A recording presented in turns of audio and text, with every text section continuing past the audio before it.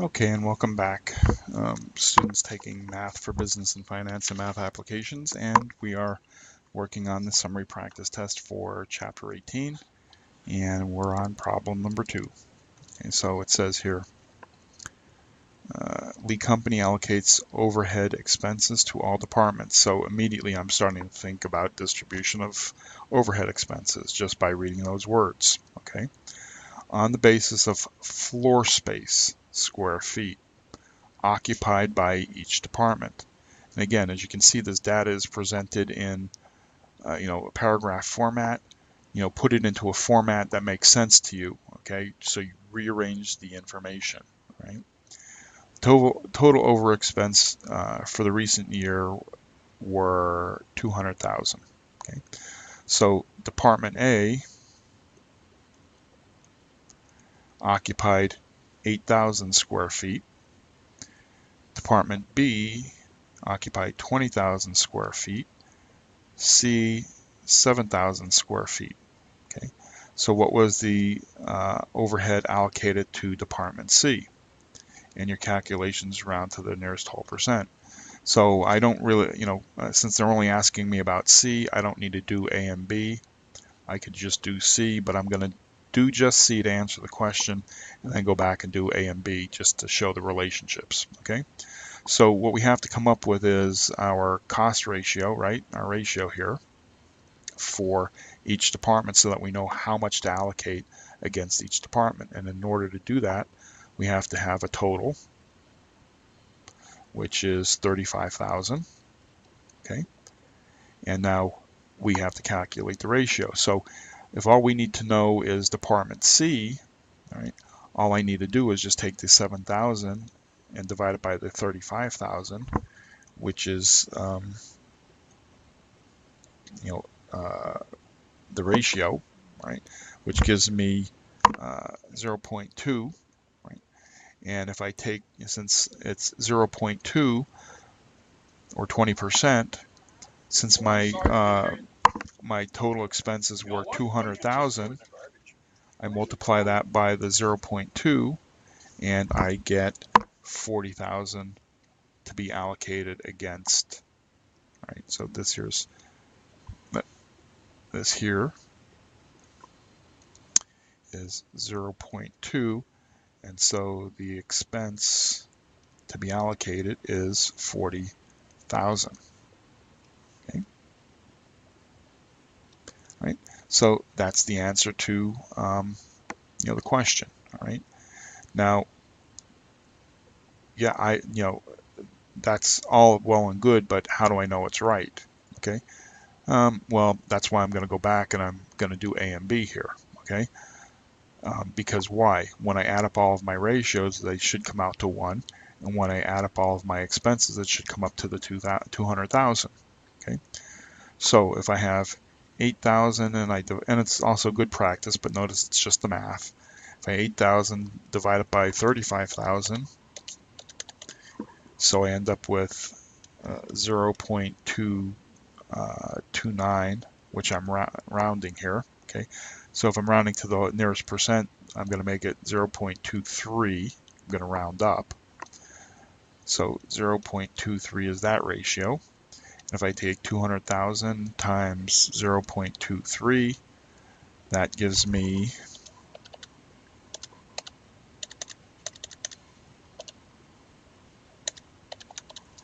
46,000.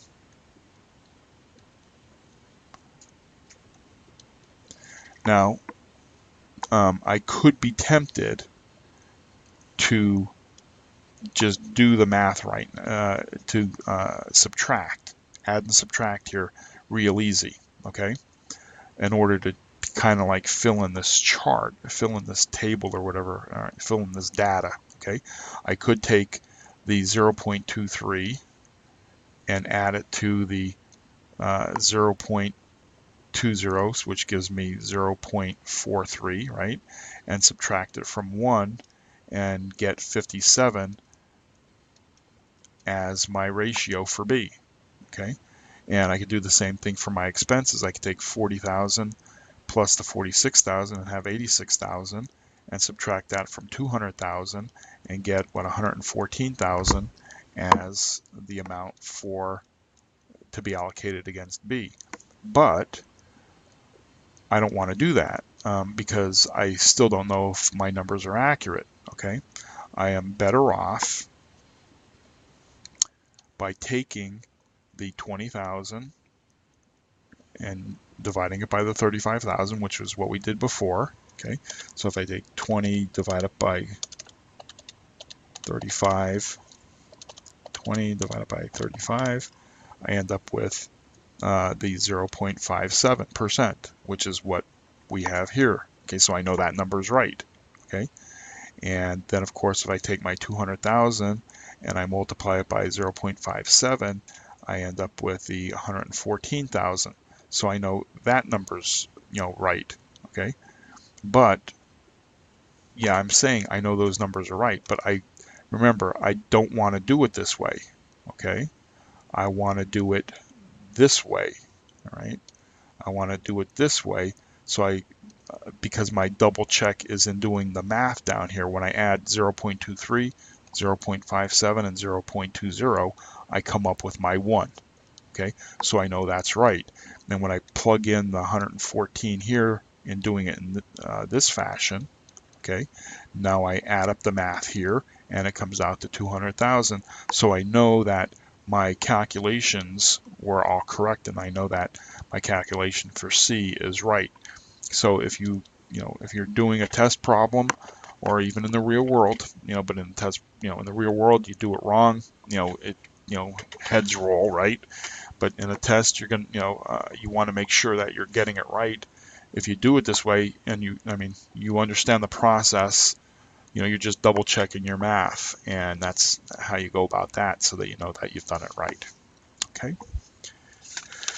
Okay, let's do 3 next. It says here, a local college bookstore has a beginning inventory costing $80,000 and an ending inventory costing $84,000. Okay, so that's beginning inventory costing. Right now it says sales for the year were $300,000, so that's net sales, assuming I don't have any other information like sales returns and allowances or sales discounts. Right? Assume the bookstore markup rate on selling price is 70%. Right? Based on the selling price, what is the inventory turnover at cost? Round to the nearest hundredth. Okay. So let's see here. How am I going to go about? All right, let me sit here and think about this. I have beginning inventory as at 80,000, and ending inventory is at 84,000. Okay, so net sales is 300,000, and I have a markup of 70%. Okay, and so let's see here. Assume the bookstore based on the selling price. What is the inventory turnover? Okay, so if I have net sales of 300,000, I'm going to multiply it by the complement to the 70%, meaning 1 minus 70% is 30%. Okay, if you don't understand that, go back to your chapter on markups and markdowns. Okay, I'm not going to go back and explain all of that at this moment in time. I mean, that's something you should already know and should have down pat. Okay, so we end up with 300,000 times 30% is 90,000 as my cost of goods sold. Okay, so that's my cost of goods sold. Now we want a inventory turnover at cost. So I have my 90,000. Now remember, what is inventory turnover at cost? Okay, it is my cost of goods sold over my average inventory at cost, right? That's what my inventory turnover at cost, that's the formula for it, right? Notice I didn't get myself confused by dealing with retail. I had to convert my retail here, all right, into a cost of goods sold, all right? And so that's why I use this information to get my 90,000. But now my average inventory at cost, well, what's my average inventory at cost? Well, again, you know, whenever you're thinking about average, right, you have beginning plus end, right, and then you divide that by 2, right? So here I have 80,000 plus 84,000, and I'm going to divide that by 2 in order to get my average inventory. Right? So remember, this 80,000 is a cost, this 84,000 is a cost, right? And in order to get the average, the way I get an average is I take beginning plus ending and divide it by 2, all right? So now all it is just simply doing the math. I have 90,000 over 164,000, which is divided by 2, okay? And that's 90,000 divided by 82,000, okay? And that gives me 1.10 is my inventory turnover. Okay. All right, I'm going to just briefly go back over this problem here because it is a little bit different and there's a lot of moving parts. Remember, this is a word problem. So in a word problem, as I've said before, you have information that's directly related to solving the problem, you have information that has nothing to do with the problem, and you have information that has to be manipulated. Well, in this case here, we don't have anything of the nothing. We have direct information, and which is like this 300,000, okay? But we have a lot of information that has to be manipulated in this problem, okay? So let me go back and recap all of this here, okay? All right. So, it says here, beginning inventory costing 80,000, right? So and like I said, all I'm doing is just rearranging the information so that I can make heads or tails of it to be able to work through the concepts, okay? So I have beginning inventory of 80,000 and ending inventory of 84,000. So I wrote those down, right? Now I have sales for the year, so my net sales are 300,000. And it says, assume the bookstore markup rate is 70% on the selling price. And again, what we're doing here is we're trying to calculate our cost of goods sold, because when it comes to figuring out what the inventory turnover at cost is, we have our cost of goods sold divided by our average inventory at cost. So by having this data here, we're able to calculate our cost of goods sold, right? And go back into the markup and markdown chapter, whatever one that was. Let me see if I can't flip the book real quick. Annuities, compound, promissory, simple interest, payroll. Oh, chapter 8. Okay, so if you have to, go back to chapter 8 and review how to do this with a markup and then net sales. So we take our 300,000, right, and we multiply it by 30%. Why? Because it's 1 minus 70%, okay, which is what gives us our 30% to use when we multiply it against our net sales to get a cost of goods sold of 90,000.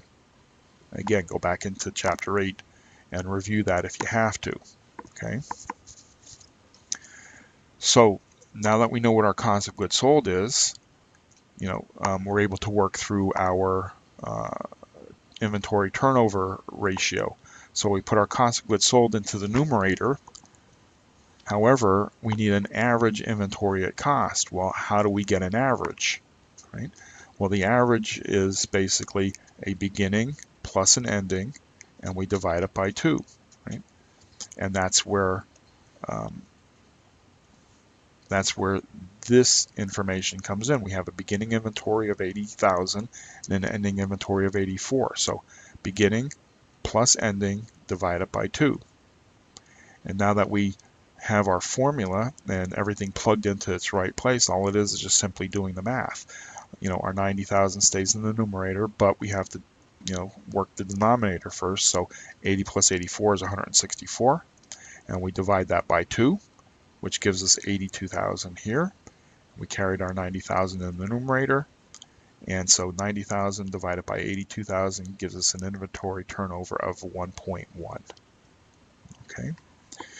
All right, I hope the recap made more sense than actually working it through. But again, when I'm doing these problems, I'm doing it as a student out of my head. This is not anything that I preset. Okay, it's not like I sit here and I work out because think about it. If I'm creating a PowerPoint slide, I have to type out those PowerPoint slides.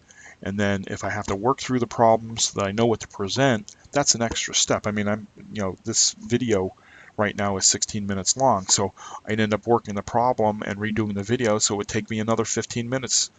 So all total, just for this one video, is taking me a good 45 minutes, in order to just make this one video. All right, so we don't have all that kind of time in the world. So I skipped the part of pre-doing it, and that's why I'm so sloppy and it's ad hoc and it's coming what's out of my head, because you see me doing the problem as if I was a student. All right, and hopefully you understand this, and if not, go ahead and watch the video again, and if still not, like I've said before, contact an instructor. Okay, I'll see you in the next video for problem number 4.